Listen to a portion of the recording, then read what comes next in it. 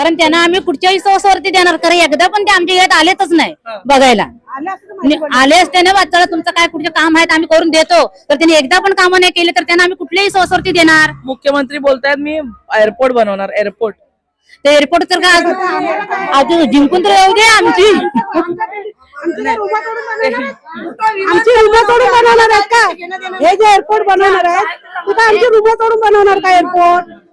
मग त्याच्यासाठी आमच्याकडे या, तुम्हाला कुठला एरिया एअरपोर्ट जातो तरी आम्हाला सांगा, नाही तर अचानक याल आणि अचानक तोडाल. तुम्हाला वाटतं बीजेपी आली तुमची घरं जातील? काय भरोसा नाही, जातील पण. आताच काय होत आहे काय नाही ते माहिती नाही पडत आहे. काय काय सांगत होता, काय म्हणत होता तुम्ही?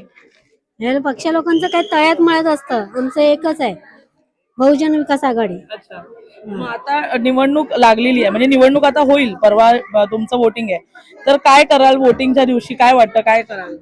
आम्ही आमच्या पक्षालाच देणार. अच्छा, मग तुम्हाला एअरपोर्ट नको आहे? एअरपोर्ट काय करायचं आम्हाला?